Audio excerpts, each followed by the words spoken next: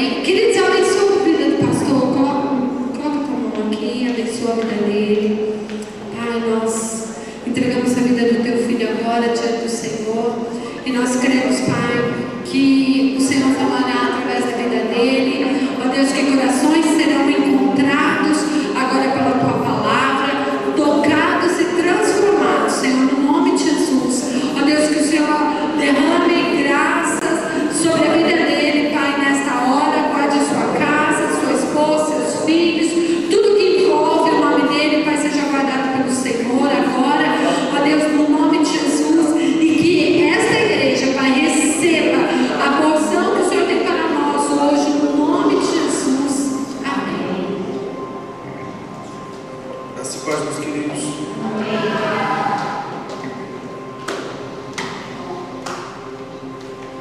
Meus queridos, hoje, da última quarta-feira, nós ministramos e dissemos que estaríamos ministrando algo semelhante, ou seja, trazendo mais uma chave, será uma chave de divisória na sua vida, divisor de águas na sua vida, e trará para você também experiências com Deus. No mês de setembro, nós estaremos trazendo mensagens voltadas a estas palavras-chave que nós vamos estar soltando nos cultos de quarta-feira. E você que está conosco aqui, tem um link no nosso canal do YouTube. Pode usar o celular agora e mandar para o máximo de pessoas possíveis, para que possam juntamente conosco acompanhar a mensagem de hoje e serem abençoados pela sua fé aumentada, ok? Quarta-feira passada nós falamos sobre o poder da oração e discorremos um pouco a respeito da oração. Nova chave dessa noite nós vamos falar sobre fé, o poder da fé. Eu quero ler de início dois textos. O primeiro texto está em Hebreus capítulo de número 11. Consegue pôr para mim? Hebreus capítulo 11. Hebreus 11, verso 1. Hebreus 11, depois já deixa o gatilho para mim. Gênesis 22, verso de número 5, que será a base da mensagem. Então, carta aos Hebreus, ou epístola aos Hebreus, está escrito assim: olha, a fé é o firme fundamento das coisas que se esperam e a prova das coisas que não se veem. Só esse verso, ok? A primeira conotação de fé que a gente tem é isso aqui. Deixa para mim. Não, ainda outro verso, para a gente vai em Gênesis.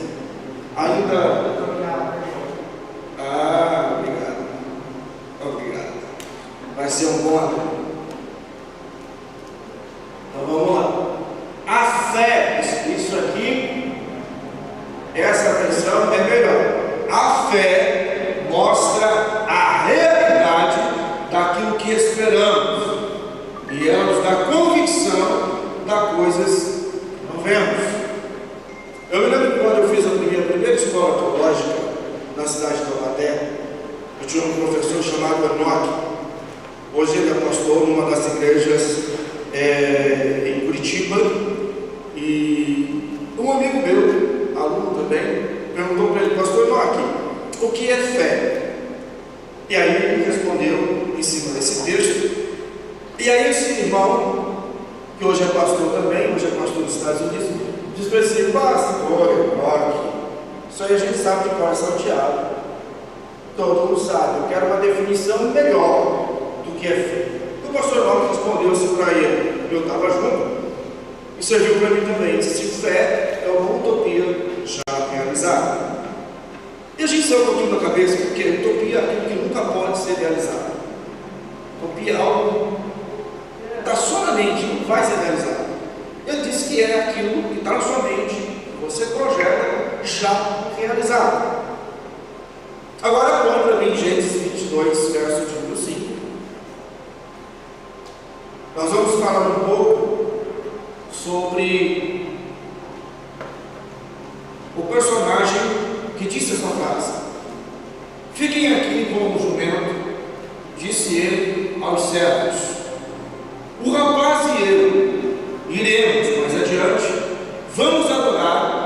e depois daremos.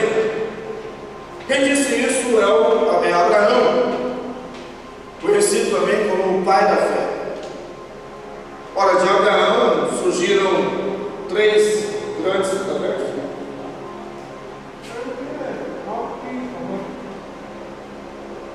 De Abraão surgiram três grandes religiões: judaísmo, cristianismo e islamismo. Ok? O judaísmo e o cristianismo partiram de Isaac, da descendência de Isaac. O Islã partiu da descendência de Ismael. Ok? Para que haja um pouco mais de entendimento, a gente está vivendo agora, mês que vem, completa um ano de uma tragédia que houve em Israel, em que o Hamas, um partido terrorista da Palestina, atacou o kibbutz israelense. No ataque, matou 1.200 inocentes. Agora, em outubro, vai completar, dia 7 de outubro, completa um ano. Israel se levantou em guerra. E ainda há muita confusão. E o pessoal dizendo, é briga de primos. A descendência de Ismael com a descendência de Isaac. Não, não é. Tá. Ismael deu a descendência aos árabes. Os palestinos não são árabes. Eles professam o Islã, assim como a Turquia professa o Islã, assim como o Egito professa o Islã. Mas o Egito é africano, é um país africano. Ok? A Turquia não é um país árabe, mas professa o Islã. Ser islâmico não significa ser árabe. Ok? Então a gente não pode confundir as coisas. Os palestinos não são árabes, nem tampouco são descendência de Abraão e nem da parte de Ismael. Os palestinos estão no território que antigamente pertencia aos filisteus. Com a extinção dos filisteus, ficaram ali escravos e pequenos nômades que vieram de outros povos se misturaram e deu origem ao povo conhecido como palestinos. Ok? Mas a Palestina também não existia. Existia Israel e alguns países ali que é contigo a Palestina. Isso é um fator histórico para um outro assunto. Só para vocês entenderem, nunca confundam. Ali é guerra de primos, não é, tem nada a ver uma coisa com a outra. Ok? Os árabes, sim, toda a Liga Árabe, a Arábia Saudita, Cisjordânia, aquele pessoal, aquele povo, sim, é descendente de Abraão, ou pode parte de Ismael, e não estão em guerra com Israel. Ok? Mas então de Abraão surgiram as três maiores religiões: primeiro o judaísmo, depois o cristianismo e depois o Islã. O Islã, para quem não sabe, Maomé, ele teve contato com o judaísmo, ele professava o judaísmo, teve contato com um missionário cristão, aprendeu o cristianismo, e segundo a visão dele, Deus o leva para um lugar e dá ele uma visão para ele unir as duas religiões, o cristianismo e o judaísmo. Surgiu o Islã. Com sua morte, o Islã mudou toda a sua característica, não é mais o que era quando Maomé era vivo. Ok? Mas enfim, por que eu escolhi esse personagem para falarmos sobre esta chave que nós vamos liberar hoje, que é o poder da fé? Eu me lembro que no culto aqui eu disse que no hebraico não existe a palavra fé. Você nunca vai encontrar. Ah, pastor, mas eu leio a minha Bíblia, porque ela está na tradução para a língua portuguesa, para que se entenda uma palavra que possa encaixar, que possa abraçar, então colocaram a fé. Mas a palavra fé não existe no vocabulário judeu. Existe uma outra palavra equivalente, mas que o seu sentido é muito mais amplo, que nós vamos ver hoje aqui, que é a palavra emuná. Toda vez que nós vamos encontrar encontrar referindo-se à fé, à fidelidade com Deus, ou Deus para com o homem, nós vamos encontrar no hebraico a palavra emuná, ok? A palavra emuná, ela tem sentido não só de crença em Deus, mas como praticar essa crença. Porque a palavra fé, no nosso vocabulário, tem vários segmentos. Um deles, na religião, é acreditar em. Eu acredito em Deus, eu tenho fé em Deus. A palavra emuná vai muito mais além. Não é apenas acreditar, mas é pôr em prática o que eu acredito, pôr em prática o que eu recebo dele. Ok? Essa palavra emuná, ela tem origem de 3 palavras, ou seja, 3 palavras hebraicas deram origem à palavra emuná. A primeira palavra é amém. Ah, pastor, a gente conhece, é o amém. Na língua portuguesa não existe terminação em M. Então terminamos a palavra amém com M, mas no hebraico não é com M. Com M, amém, que significa verdadeiramente, ou que seja assim, ou de fato é dessa maneira, ou eu acredito que vai ser assim. Quando a gente ora, termina a oração, o que você diz? Ou seja, você quer que aconteça. Ok? Então nós entendemos que essa palavra amém, até na versão para o português, é que assim seja. Que seja exatamente assim. Ok? A segunda palavra é emet. A palavra emet significa verdade, fidelidade. A terceira palavra é amã, que significa firmeza, certeza. Emuná é a junção das 3 palavras. Agora olha aqui um curioso. Lembra que eu disse aqui no culto que cada letra do alfabeto hebraico representa um número e também representa uma coisa? Todas essas palavras escrevem com estas letras, Aleph e Mem. A letra Aleph representa Deus. E olha só que curioso, a palavra Emet é escrito por Aleph, Mem, e a última letra é Tav. O Aleph não tem um som de pronúncia, mas o Mem é o M, e o Tav é o T. Se você tirar o Aleph dessa palavra, ele vai ficar Met. Met no hebraico é morte. Você já vai entender porque eu estou dizendo essas coisas antes de eu ministrar sobre você essa palavra, sobre o poder da fé. Porque quando eu tiro Deus do contexto, o que resta para mim? Morte. Se eu tiro o poder, a fidelidade do eterno que está sobre mim, a sua misericórdia, o que resta para mim? Se eu tiro a mensagem da cruz, o que resta para mim? Dá para você entender que o hebraico é uma coisa ligada na outra? Não tem como você fazer uma tradução literal sem estudar o princípio ou a raiz das palavras para se entender. E agora eu vou explicar aqui o que eu disse aqui no último culto, que para mim não colocar a versão NVI. Vou explicar o porquê, tá? Ah, ela é errada? Não, não é de todo errado, tá? Mas vou explicar a minha versão. Ah, mas aquela é uma leitura muito fácil, ela é uma leitura gostosa. Eu também acho. Eu tenho acho que 3 ou 4 Bíblias nessa versão. Se eu não me engano, eu devo ter em torno de 25 a 30 Bíblias em casa, e só 3 ou 4 delas são NVI. Por que eu falo sobre ela? Porque ela, às vezes, na sua ânsia, os seus tradutores, na ânsia de querer facilitar a leitura na língua portuguesa, ela omite o que quer dizer a verdade, ou ela traduz de uma maneira seca e prende o entendimento. Ela esgota o entendimento ali e vai muito mais além do que isso, ok? Mas vamos lá. Então, se a gente entende que a palavra amém é a concordância daquilo que eu quero que aconteça, que a palavra emet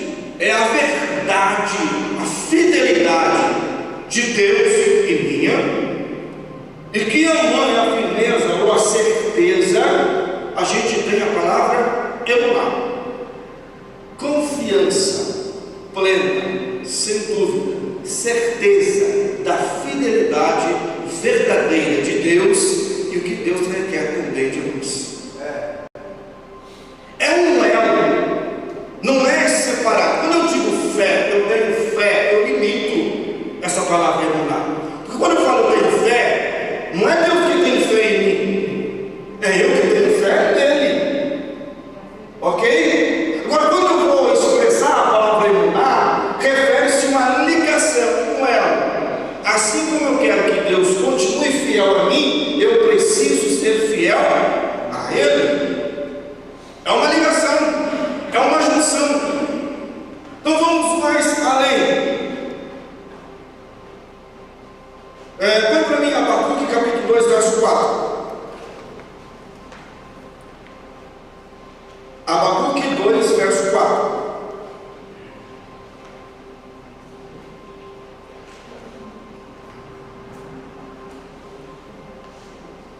Olha o que diz o texto.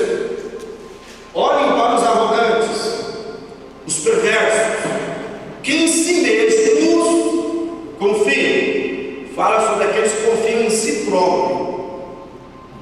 Eu posso fazer, eu consigo, eu conquisto, eu tenho poderes, eu posso ir.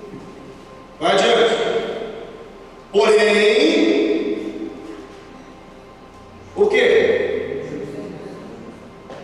Na sua versão está o justo virá por fé. Só que na verdade está escrito fidelidade a Deus. Quando eu digo justo viverá pela fé, o que vem na sua cabeça? A esperança de que algo venha para mim. Ok? Resumidamente é isso. O justo viverá pela fé. Olha, eu espero que Deus venha até mim, que Deus abra a porta, que Deus envie o dinheiro, que Deus faça isso. A nossa mente é remetida para isso. O que está escrito lá é a palavra emuná, na tradução, fidelidade a Deus. Opa, peraí, então significa que eu vou viver sendo fiel a Deus? Sim, eu vou viver mantendo fidelidade a Deus. Mas e se Ele não fizer, Ele vai continuar sendo Deus e eu preciso permanecer fiel a Deus. O profeta vai dizer assim: olha, ainda que não haja o teu fruto na videira e que a oliveira minta o seu fruto, não haja o animal no curral, todavia eu me alegrarei no Senhor. Então a palavra emuná é referente àquilo que eu deposito em Deus mesmo, Ele não retribuindo a mim.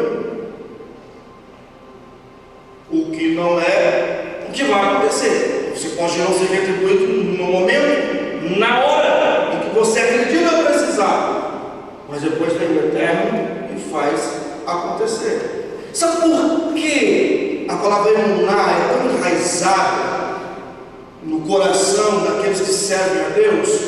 Porque Deus leva você até a última instância para ver até que ponto você é fiel. Dizer que sou fiel a Deus, ou que eu tenho fé em Deus, é muito fácil. O problema é viver na prática. E só conseguimos alcançar a fé ou a emuná praticando. É uma vida de prática. Ser cristão é uma vivência em prática. É eu praticando todo dia. Põe para mim agora aquela imagem, tá?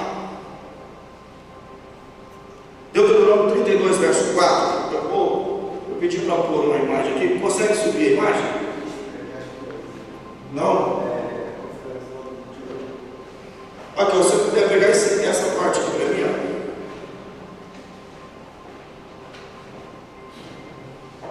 Por que trouxe do livro? Porque esse texto aqui. Aqui está numa linguagem hebraica. Ali tem a tradução, mas eu quero que ela. Ali embaixo, ali. Você consegue?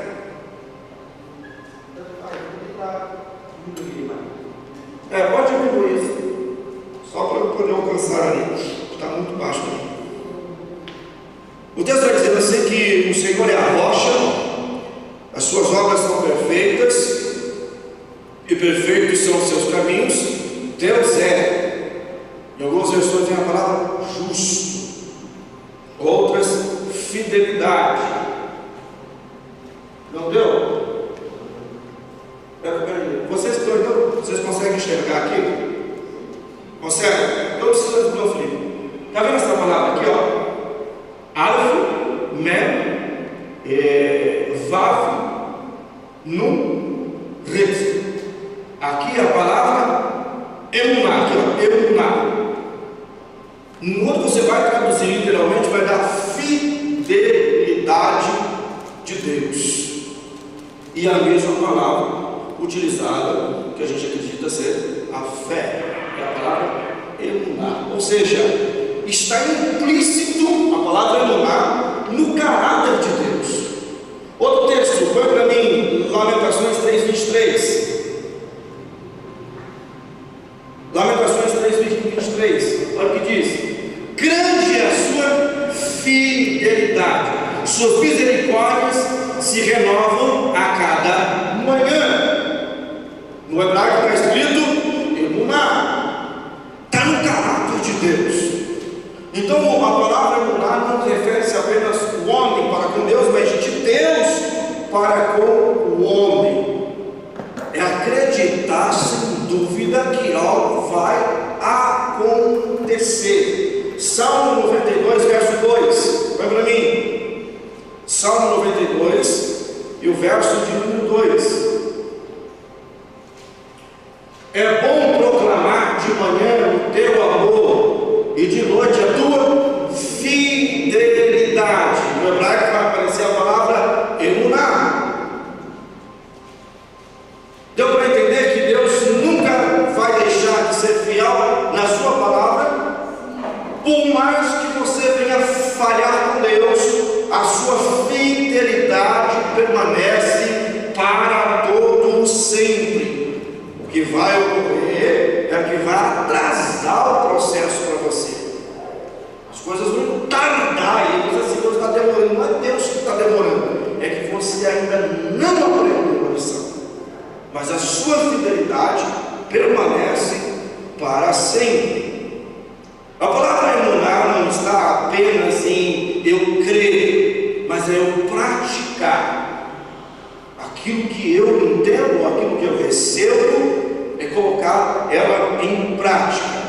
Olha, Deus chamou Abraão e disse para Abraão: sai do meio da sua parentela, sai dessa terra e vai para uma terra que mana leite e mel. Mas Deus não disse a ele qual é a terra, só disse o que aconteceria nessa terra. Agora, eu recebo uma palavra dessa, diz assim: olha, Gilberto, sai de Mogi, pega a sua família e vai andar. Primeira coisa que vai acontecer: a Luciana ou mete o pé em mim,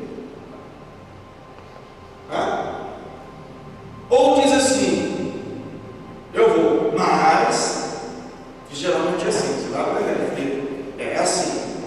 Quando a mulher aceita calada o que você está querendo fazer, significa que quando chegar o momento exato, te pega na curva. Esse é o dicionário das mulheres, ok? Aprenda. Os homens aí, os que já estão casados há séculos, sabem que não pode infringir a cláusula do dicionário. Tem que seguir a risca. Você que sabe esse lado. Esse lado. Porque se você fizer, meu irmão, a casa vai cair no outro dia. Ok? Mas se Deus diz para você: sai do meio de um mostra o caminho. Não fala para onde que você tem que ir. E olha que interessante, ó. Por onde Abraão passou? É terra arenosa. É terra desértica. E Deus disse: olha, eu vou fazer de você uma grande nação. O cara tinha 70 anos de idade. Esposa, idosa, estéril. Além de ele ouvir uma proposta do descendente de Deus: sai desse lugar onde ele tinha uma casa, onde ele tinha um pasto para os seus animais, onde ele tinha um comércio que ele podia estar vendendo e comprando, abastecendo a sua casa. Deus disse assim: sai daí. E Abraão, se você não sair daí, o que eu tenho para fazer com você não vai dar certo, porque a sua gente vai ser tão numerosa, você vai engolir essa cidade. É mais ou menos assim. Abraão levantou e disse: bora, galera, vamos para onde? Vamos andar. E ele passa a ser nômade, ele passa a caminhar, e ao longo dos anos ele vai chegando. O pessoal imagina assim: Abraão foi só invadindo as terras. Não, ele comprava todas as terras que Israel ocupa hoje. Abraão comprou, ok? Hebron, por exemplo, alguém já ouviu falar da cidade de Hebron? Todo mundo ouviu, né? Hebron foi onde Davi foi coroado rei pela primeira vez. Hebron, ok? Hebron também é o local onde está enterrado Sara, Abraão, Isaac, Jacó, Rebeca. E acreditam também que Adão esteja enterrado ali em Hebron. Se você ver no texto, ele diz que quando Sara morre, Abraão vai para aquele local e ele quer comprar. E o pessoal daquele local diz assim: não, o que é um pedaço de terra entre mim e ti? Toma o local e sepulta a tua morte. Ele disse: não, eu quero comprar o campo todo. Ele comprou o campo de Macpala, a cidade de Hebron. O poder do homem, né? Então ele ia comprando as terras, só que quando ele saía, ele não vendia, ele deixava. Automaticamente a herança era dos seus filhos. Não é nada roubado, não é tomado. O que é conquistado não é roubo e não é tomado, ok? Então vamos lá. Ele sai. Ao longo do caminho, ao longo do trajeto, Abraão começa a vacilar na fé. E é isso que eu quero que você entenda. Às vezes, o problema acontece quando a gente não confia completamente em Deus e tenta buscar recursos ou meios para resolver problemas ou situações que nós entramos ou que nos colocaram dentro. Deus havia dito para Abraão: eu vou fazer de você uma grande nação. Num dado momento, num dada altura da sua jornada, da sua caminhada, a Bíblia vai dizendo que Sara chama ele e faz a proposta. Era a lei do Oriente Médio: se o homem casado com a mulher sendo estéril, não lhe dá filhos, ela poderia dar a ele uma outra mulher, que fosse sua serva, para que servisse de concubina, e o filho que saísse dela passaria a ser de sua esposa. Seria adotivo dela, mas a descendência do homem estaria salva. Então ela vem com essa proposta, e talvez você tenha tido propostas semelhantes. Olha, Deus te prometeu, Deus te falou, mas olha o meu, eu acho que o achismo, irmãos, é o caminho para o inferno, é o caminho para o abismo, o caminho da encrenca. Diga para quem está do seu lado: vai achando que você vê, o caminho da encrenca. Eu acho que é. Tem a outra palavra, irmãos, essa aí dá vontade de morder o dedo. Estou sentindo de Deus. Da orelha. Vai sentir esquentar a orelha. O profeta que chega para mim dizendo assim: estou sentindo de Deus. Você vai sentir a minha mão na tua cara. Que profeta que é profeta não tem certeza daquilo que diz. Ele chega e diz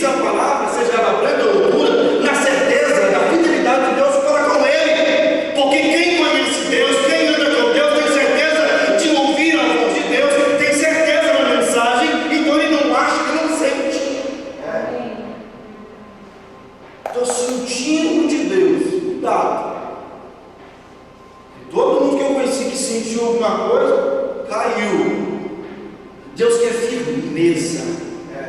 Deus quer que você tenha confiança plena. Quem tem confiança plena não se abala. Já viu palmeira? Pode dar o vento que for, ela deita, as folhas somem, mas quando passa o vendaval, ela se coloca em pé de novo e as folhas saem de novo. Você deve ser palmeira plantada na casa do Senhor. Então, Abraão, a Bíblia diz que Abraão consente nisso.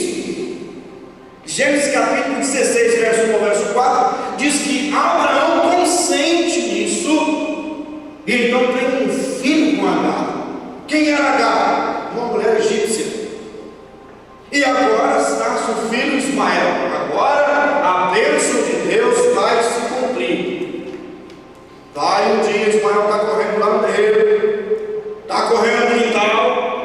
Abraão está sentado na beira da tenda, na porta da tenda. Ele vê 3 homens se aproximando. E era costume de Abraão pegar os estrangeiros, botar dentro da sua tenda, dar de comer, dar água e falar do Eterno.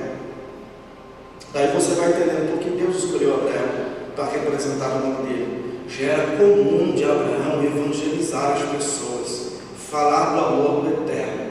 Por isso que ele chama Abraão para ser representante do seu nome. E a sua nação passa a ser representante do seu nome. Então, um daqueles personagens que aparece ali com ele, renova a promessa, diz assim: Abraão, daqui um ano, vai para mim aí, Gênesis capítulo de número 18, verso 9 e o verso 10. Gênesis 18, 9 e 10, olha o que diz.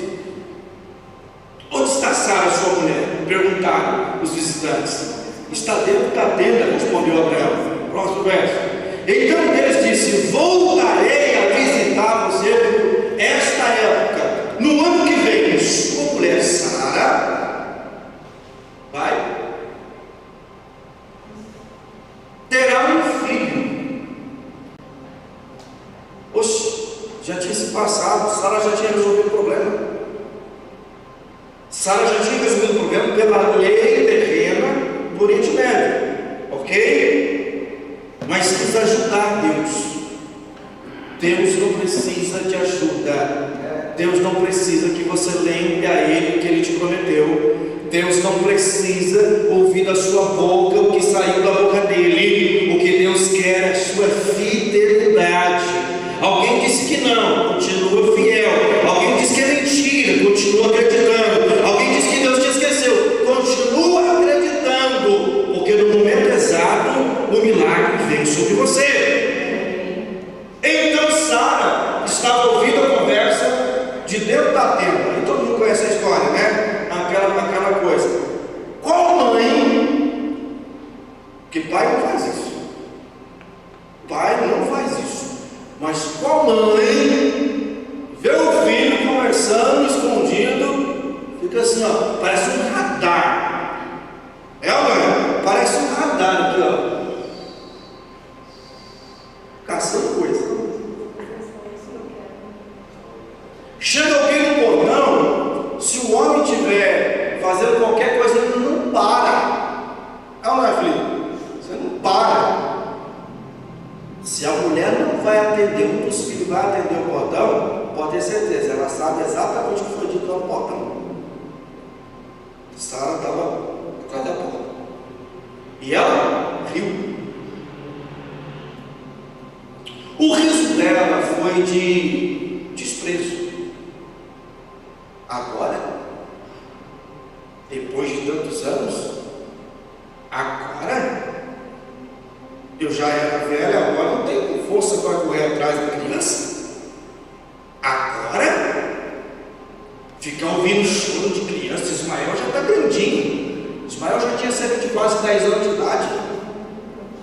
Agora, ela se recompõe, se apresenta, vai entregar o bolo de fubá, entregou-se. E aí o meu falou assim: não, a tua serva não riu. Você riu, você duvidou. Daqui um ano eu vou voltar. Daqui um ano eu vou falar com Abraão de novo.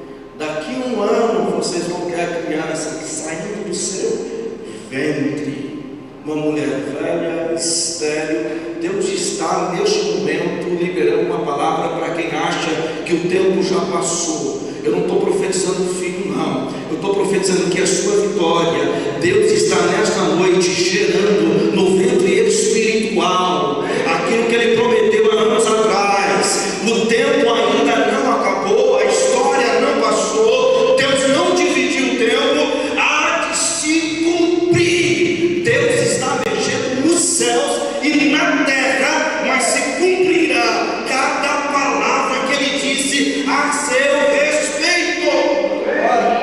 Pastor, passaram muito tempo, mas Deus não se esqueceu. Deus não foi até ali apenas para destruir Sodoma e Gomorra, foi para trazer vida, esperança e o surgimento de uma grande nação. Um ano depois, olha para mim, Gênesis 21, verso 1.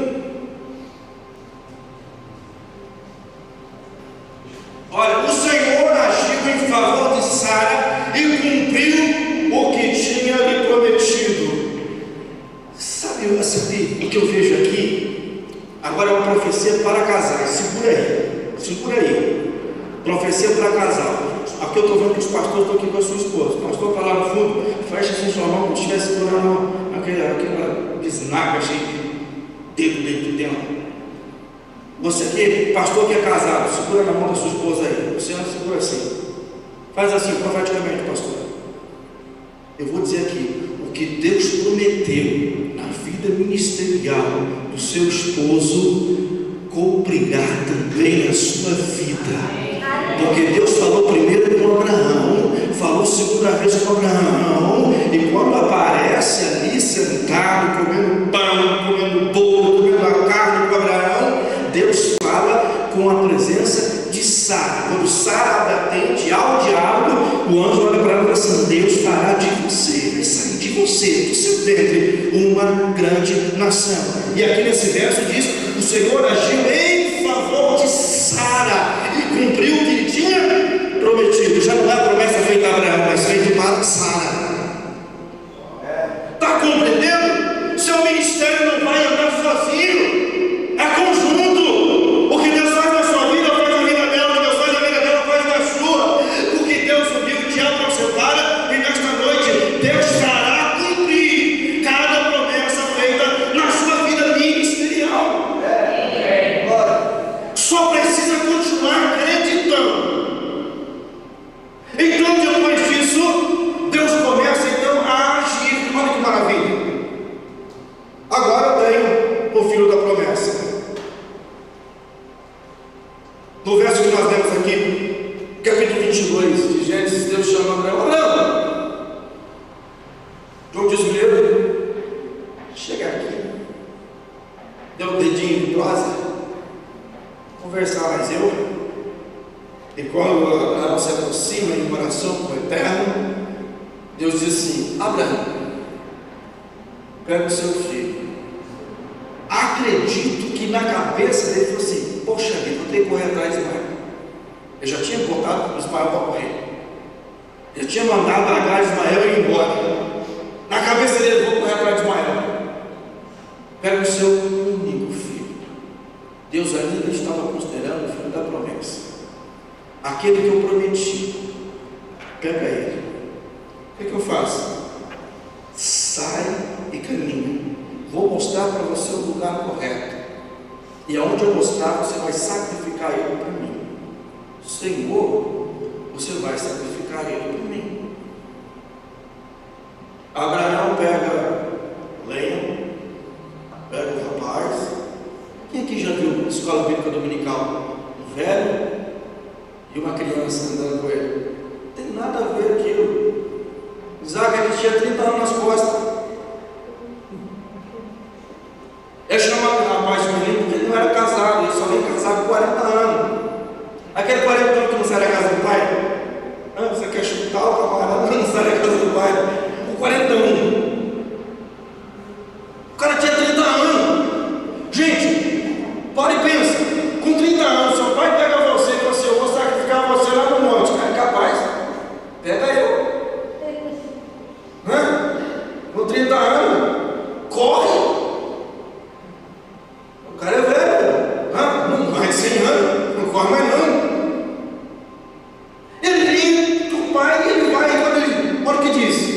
Verso de número 5.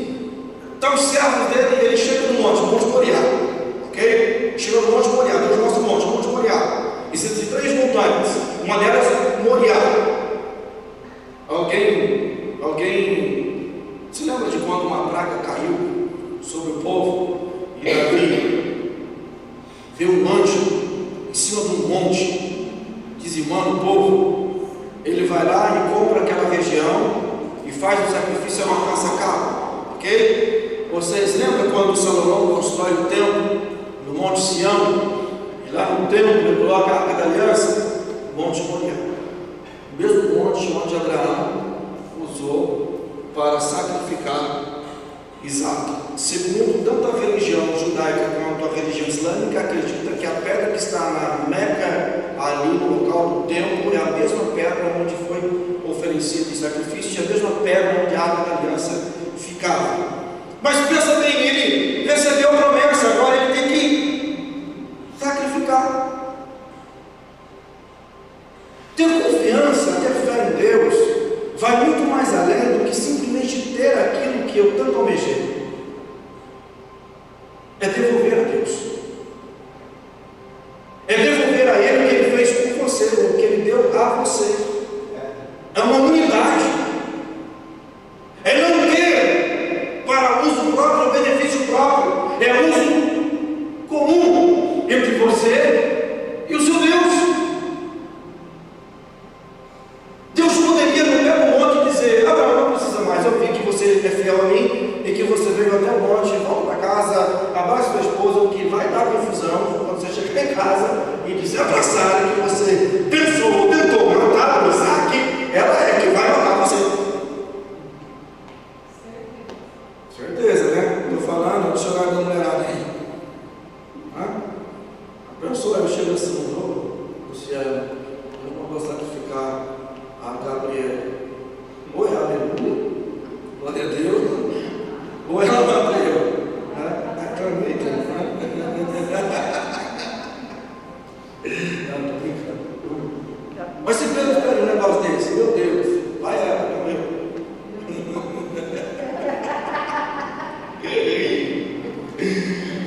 Mas quando Deus pede, tem coisas que Deus vai pedir de você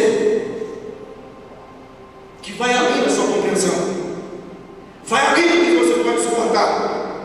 Pastor, está escrito que Deus nunca dá para nós uma aprovação que não podemos suportar. Será?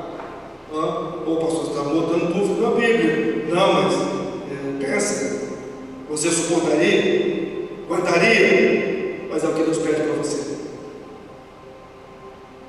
O Deus refere-se além da minha própria capacidade humana. É eu sair da minha atmosfera humana e me igualar na atmosfera de Deus. Não é ser igual a Deus, mas se igualar na mesma atmosfera. Porque vocês acham que Moisés esteve face a face com Deus? Porque Moisés compreendeu e entendeu completamente quem era o Eterno, que pôde estar na mesma terra que o próprio Deus pisou.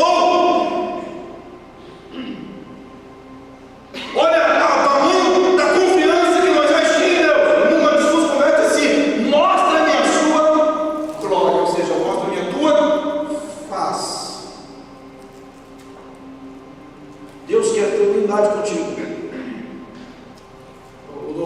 Na carta aos Hebreus, ainda no capítulo 11, é um dos versos que diz assim: e Abraão confiou tanto em Deus, levou o seu filho para sacrificar, mesmo sabendo que mataria, ainda acreditava que Deus tinha poder para ressuscitá-lo e ele voltar como menino vivo. Ora, o sacrifício, além de imolar, cortar o pescoço, teria que queimar o que sobraria para a ressurreição.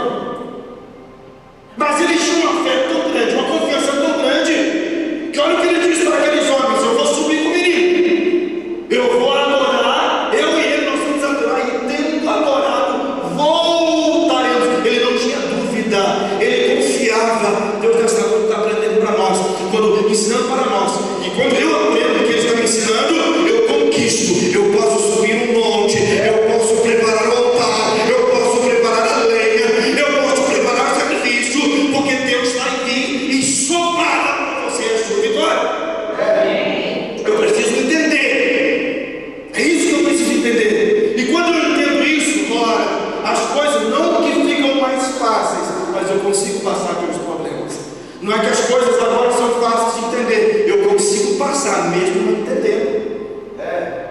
Eu já vou caminhar para o final e eu vou orar com você. Fé é ser criativo naquilo que eu recebo de Deus e coloco em prática. Porque fé é imaginar existir o que ainda não é matéria. Fé é ter um processo evolutivo com Deus, de comunhão e contato com Deus, na minha jornada, na minha caminhada, que mesmo as pessoas à minha volta não acreditando, eu continuo acreditando até que aconteça. Se você crê que a sua fé é suficiente para alcançar o que Deus te prometeu, a vitória é certa.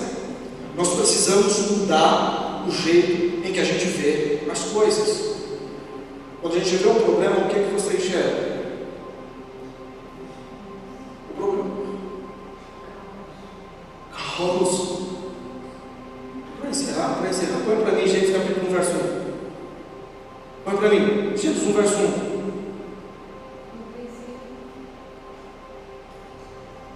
Olha o que diz. No princípio criou Deus, ou Deus criou. Bereshit bara Elohim, Hashamayim Haredes. No princípio das coisas, Deus, o eterno, Elohim, criou, a palavra bará, criou, surgiu do nada, não existia. Ele fez acontecer. Ele criou primeiro os céus, tudo que se existe nos céus, os anjos e tudo mais, e a terra, o planeta. Agora, olha o que está escrito aqui, próximo verso. A terra era sem forma, outras versões trazem informe e vazia. No hebraico está escrito tohu vavohu, significa a terra estava caótica, um caos, um problema. Olha, Deus está criando, percebe? Deus está criando, mas o próximo verso está dizendo que tem um problema acontecendo. A escuridão, a problema, a confusão, a coisa que não conseguimos compreender. Mas logo na sequência vai dizer: e disse Deus, haja luz. Sabe o que é isso? O Eterno está dizendo: não importa o caos que você está vivendo, continua acreditando. Pastor, está indo tudo para água abaixo, continua acreditando. Pastor, as portas se abrem, continua acreditando. Pastor, disseram que eu vou morrer, continua acreditando. Pastor, disseram que não tem ajuda, continua acreditando. Deus vai para o céu. O que vai mudar a situação é a forma como que eu vou passar. O que vai acelerar o curso da vitória chegar é a forma como que eu vou compreender o processo. É continuar acreditando. Já parou para pensar que as coisas só acontecem no último instante? É na virada do dia. A Bíblia diz que Deus ia falar com Adão na virada do dia. É na virada do dia. Quando quem está do seu lado, é na virada do dia. O choro por uma noite, mas vem a alegria logo ao amanhecer. Eu já vou orar com você. Eu me lembro de uma vez, estando num culto, era um culto de quinta-feira, o culto na igreja era quinta-feira. E alguém chegou para mim e disse assim, no da igreja: pastor, minha amiga instruiu no culto, pediu uma oração. Eu disse: vem aqui. Qual o pedido dela? Ela é cristã? Não, ela não é cristã. Ela não serve a Deus. Mas ela está em desespero, porque ela veio para cá, a sua filha sofreu um acidente em Minas Gerais, está entre a vida e a morte, e os médicos disseram que eles precisam ir lá, assinar um termo, porque vão desligar os aparelhos, porque ela está clinicamente morta. O cérebro parou, e eles estão em desespero. Quando ela falou isso para todo mundo, a igreja toda ouviu, eu não tive outra opção a não ser declarar a vida, porque o que nós tínhamos ali diante de nós era a morte. Botei a igreja de pé, a igreja orou e declaramos vida para aquela moça que estava lá naquele hospital em Minas Gerais. Cerca de uns 15 dias depois, num culto de domingo, essa irmã levantou uma: pastor, eu tenho testemunho para contar. Eu falei: jura eu tinha essa mania, a pessoa quer contar, conta você.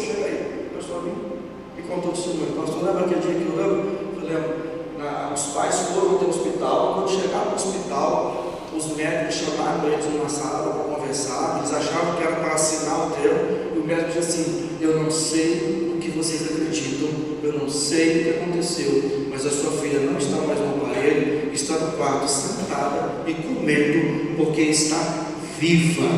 Uma moça declarada clinicamente morta. Você consegue ficar em pé e adorar o nome do Senhor Deus? O que eu vim declarar nessa noite para você é essa palavra-chave elunar.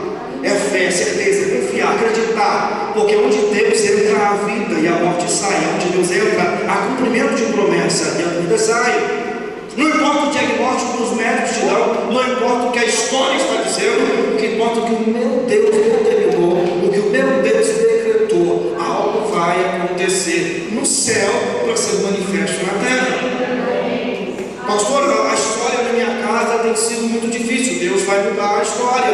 Pastor, o meu contato com os meus parentes tem sido complicado. Deus vai mudar a história. Através daquilo que Ele vai fazer na sua vida, vai alcançar a sua família. Através do milagre que Ele vai fazer na sua casa, vai restaurar a sua família. O que Deus tem para você é muito grande.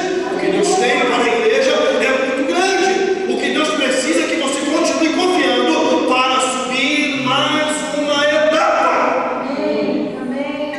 Deus nunca vai mostrar para você o processo. Ele vai mostrar para você a vitória que está lá. Então não fique preso ao processo. Foque na vitória.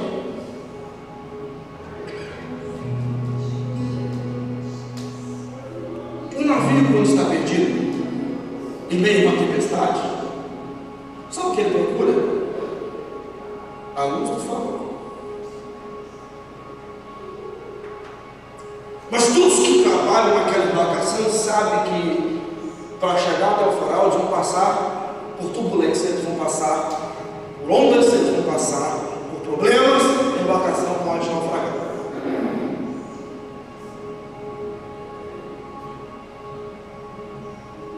Eu vou soltar essa palavra profética para você aqui.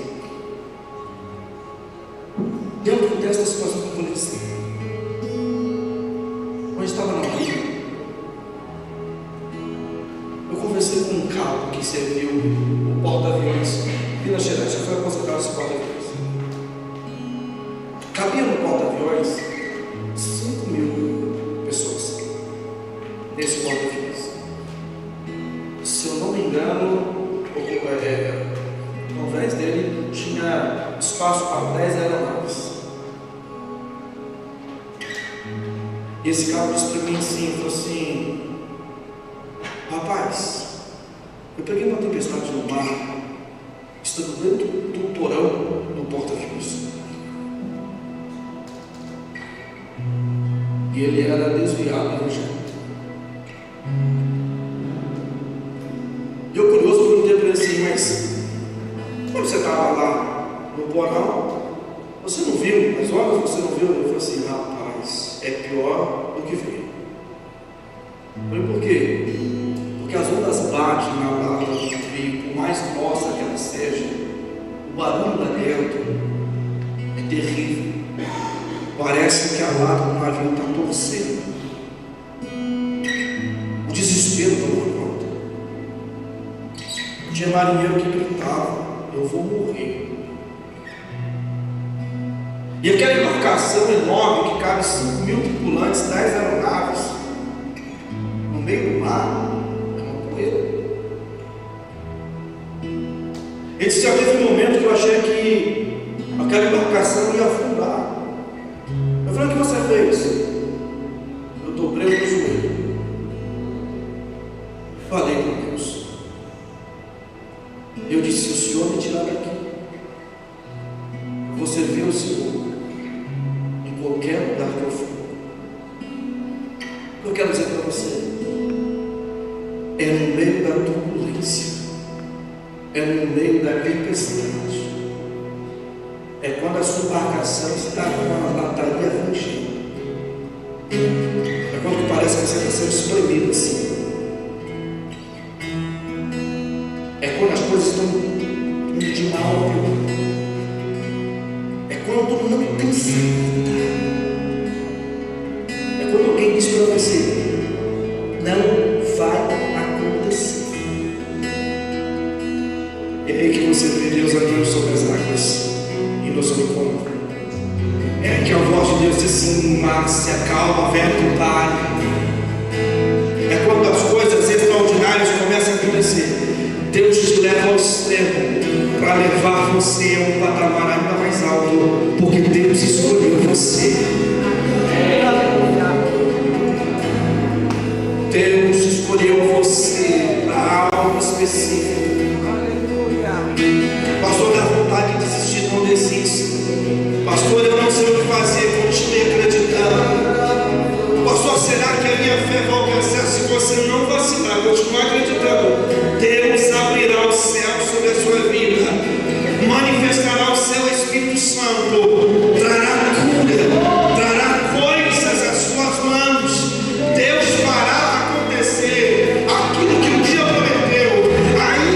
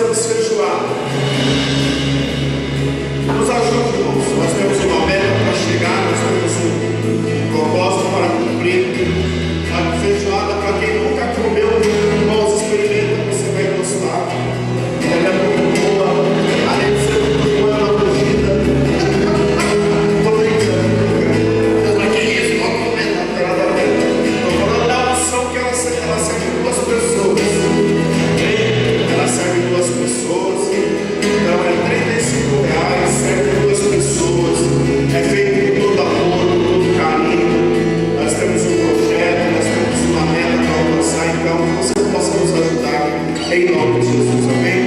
E domingo, se Jesus não voltar, estaremos aqui às 18 horas, amém? Pai, eu quero abençoar cada vida de cada irmão que esteve aqui hoje. Espírito Santo de Deus, sobre a pessoa pela vida do pastor Gilberto, que ministrou essa palavra nos nossos corações, e que nós possamos sair daqui, não apenas como ouvintes, mas praticantes. Toda palavra, quando nós recebemos no Espírito, irmãos, ela transforma. Quando nós recebemos apenas na alma, se emocionamos, ela não faz nada. Não faz nada. Então, como ele falou, muito sentido, não, irmãos. Toda palavra tem a função de nos transformar, de nos tornarmos mais parecidos com o Senhor.